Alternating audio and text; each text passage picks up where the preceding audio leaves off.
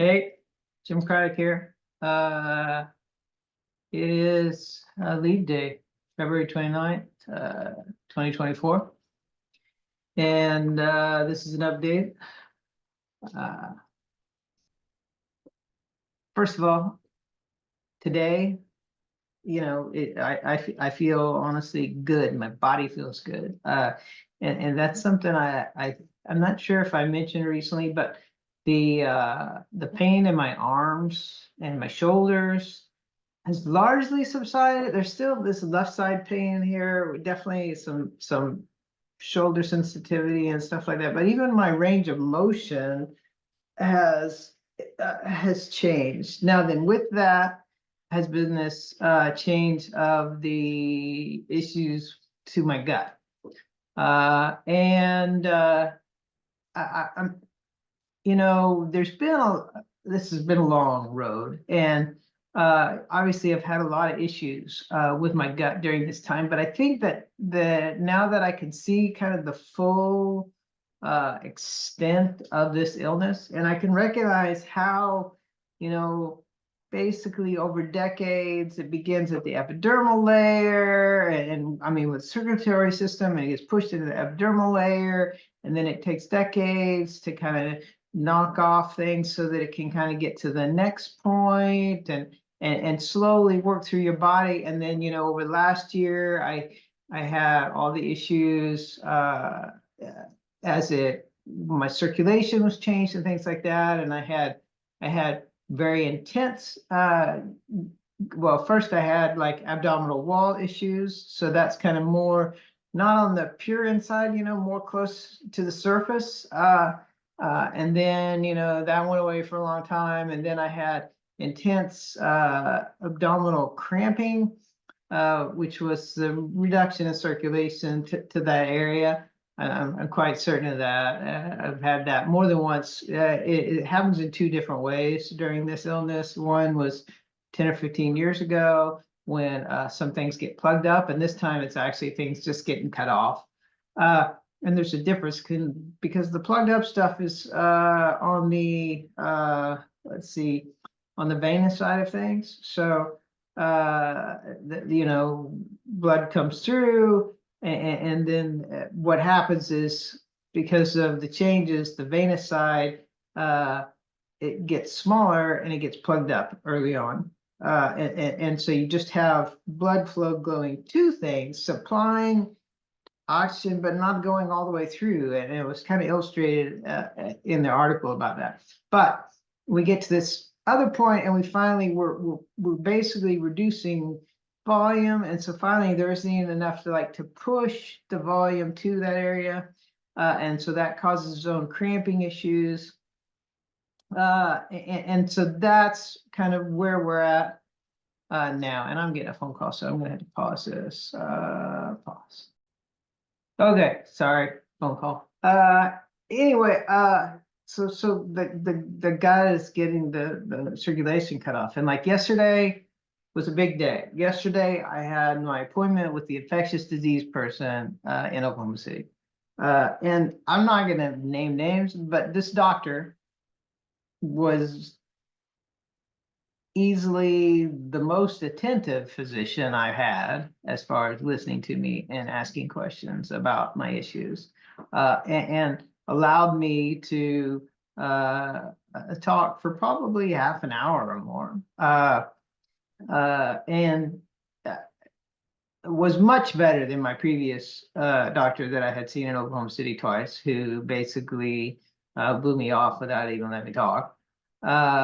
And anyway, so that to me, here's the deal. At this point, I'm very sure of the progression. I was about to go into that, and all I know is that nothing is documented, nothing is out there. It's all been removed. So my main concern is scientifically, let's get this thing out there. And I don't know if anybody's ever going to pay attention to me. I don't know if anything will come of this, but I'm doing my part, okay? And I'm seeing everybody I can see, explaining my condition, basically they're all coming up short on explanations. And as you know, Sherlock Holmes says, you know, once you ruled out all the possibilities, whatever's left, no matter how improbable or impossible,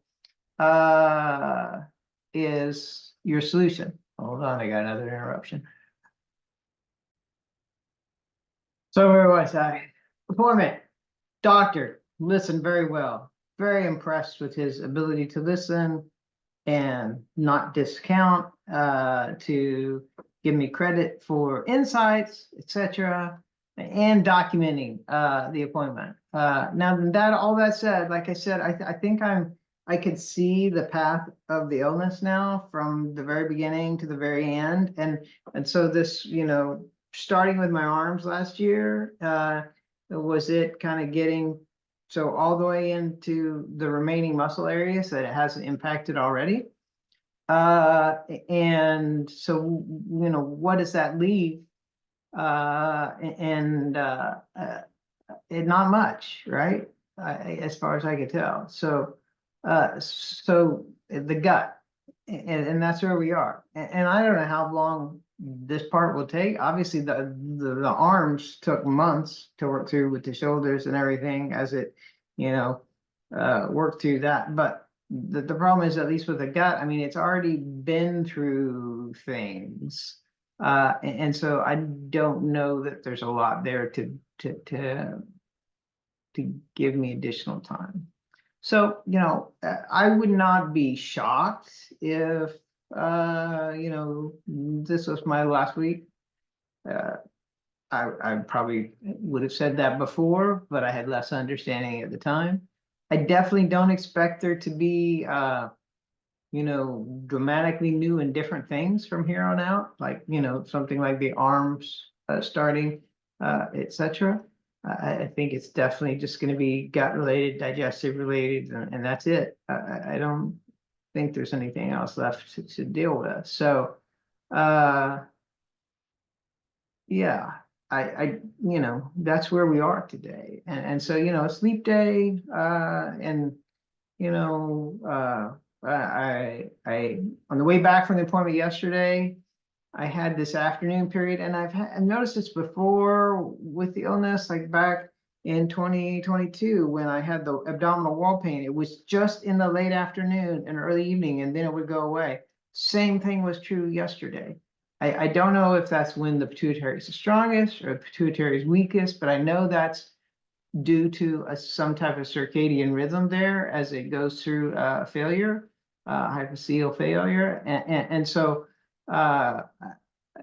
you know, I'm not exactly sure. And you know, I've talked about these things before, but you know, the article gave various different ways that everything could end. And it really depends on the decisions that the person makes. So, for example, if you keep eating, eventually, you know, when digestion stops, the food backs up. Okay, once the food backs up too far, now you've got an issue where it will at least press up against the diaphragm, and then somehow that was said to cause it to basically to rot through to the aorta, and you would die. And you feel good, like once your bowels have kind of stopped all the aching and everything. Now then there was a case there too where they talked about how, I mean, there's a lot of different things that I mentioned. It's mentioned that how, you know, walking around, so sitting down is more painful. I definitely agree with that. Like yesterday, even today, I can start to feel the tightness is occurring. If I get up and walk, that tightness is lessened. So it talked about how the person would most likely be, you know, walking around, and they would just, you know, go away. But it also talked about how they could be like just sitting in their chair laughing, and it literally said that. So I don't know, you know, which one's the least likely. I also know if you stop eating, you can actually live longer. Okay, because but and substantially longer. I think it mentioned this one guy. So everybody did this thing where they stopped eating. This is how they all approach it, and they could get the longest guy. Well, not everybody, but most of them. and they would limit their movement and everything. This one guy made it 107 days. Uh, and I thought that was pretty interesting. And I remember the 107 because it was over 100, and I was like, wow. But so, I mean, that's not going to be me. I'm not going to stop eating. But it also talked about, it showed these two people standing next to each other, and how they were just chewing things up and spitting them out because their stomachs had already stopped working and they were full and they couldn't swallow anything anymore. And they were a very short time away from dying, it said. So that would be, I think, the whole rotting through thing. I don't know. And all this is not fun to talk about, and I get that. But I put it in these videos because I can't write about it as much because the writing goes out today. The videos go out at some point in the future. Like for this one, we're talking about April sometime, probably. Yeah. Anyway, so that's where we are. And, I don't feel any huge amounts of pain. I'm already starting to feel today's tightness. It's 11:30. And I'm sure it'll get a lot worse as I go into the afternoon. Last night I ate pizza and some chicken nuggets from Pizza Hut. I was able to eat. Some things are still moving. It doesn't seem like enough is moving. But some things are still moving. For lunch yesterday, I had 2 meat patties. And for breakfast, I had 2 or 3 eggs. Yeah, 3. Today, I had 3 eggs for breakfast. And I'm just trying to do the best I can and document everything. And that's my whole goal, is document. I'm want to make sure that it's documented. I told the doctor I want to do 3 things. I want to make sure it's documented.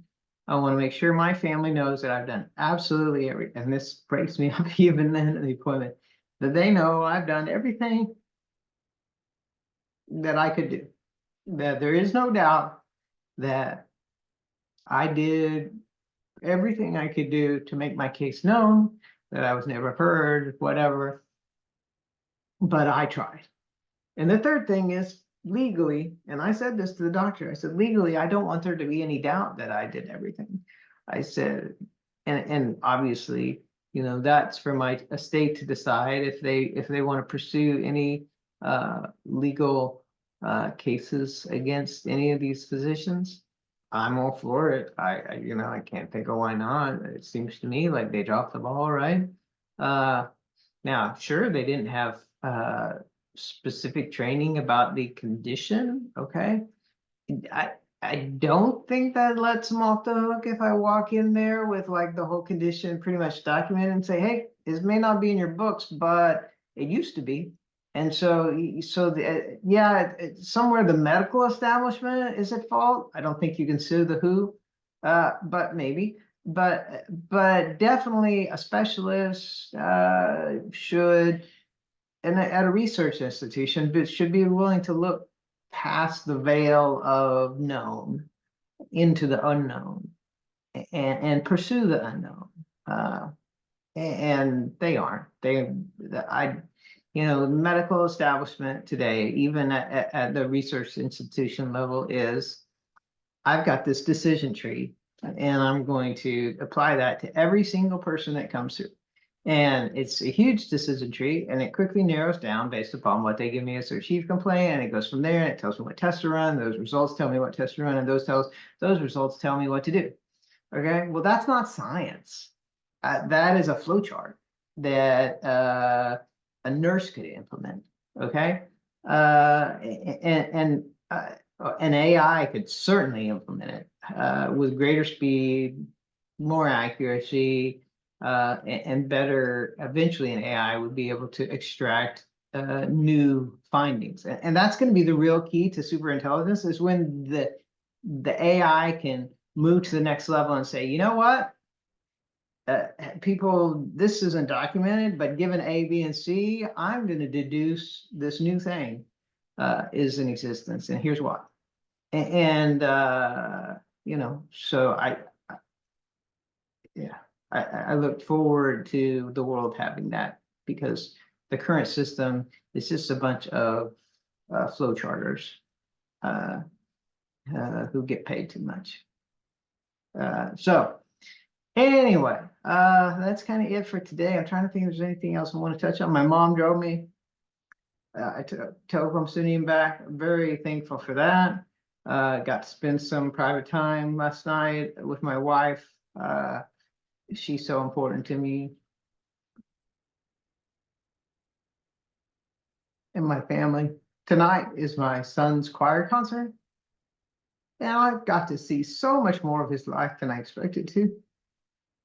And Bitcoin is going to go to the moon, folks. I there is no top. When people say, "Oh, the top is going to be this," there's no top. Okay, there's a temporary top. Okay, but in 10 years, one Bitcoin will be enough to sustain your family. So just hold on to it, and know that it is the future of the financial system, and it will eat literally all other financial assets. It will eat them, and I totally agree with that, because there is no top. And once you realize that it is there strictly to preserve your money, and it does that better than any other asset on earth, uh, and that there is almost no money stuck into it right now. So yeah, as a whole, it's worth $1.2 billion right now. Bitcoin is, sorry, 1.2 trillion, my bad. So as a whole, it's worth $1.2 trillion right now, but that's like a fraction of the financial system.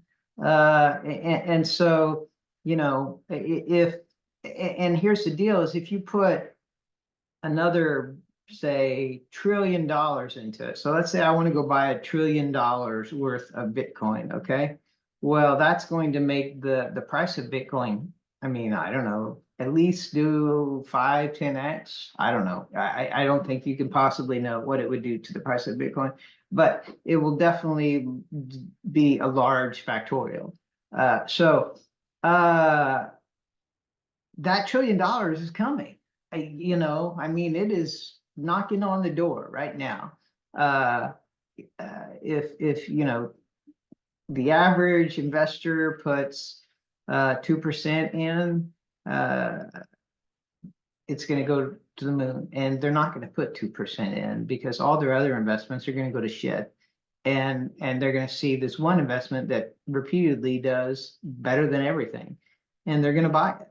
And they're going to buy it with abnormal, just like people do. They're just going to pile on, and it's going to go to the moon, folks. So, I hope you have some money in Bitcoin. Uh, if you don't, you'll regret it. If you do, congratulations. And if you're thinking about it, it's time to get off the fence. All right. And that's all I got today. Spread my story. It's real. I have this thing called terminal onset diabetes insipidus with candidiasis major. It's fully researched, documented in the early 20th century. They researched it again after that, which is verified by the science that they used in the original article to talk about it. That the science didn't exist when they did the original experiments, so they couldn't have discussed it at the level they did, the organic chemistry level that they did, the Krebs cycle, all these different things. So it was researched again, and they chose to hide all that knowledge. And there is some really interesting science involved in here that I think would bring forward new treatments, new ideas about physiology, and they just trashed it. I mean, it isn't a nuclear bomb, folks. it's science, and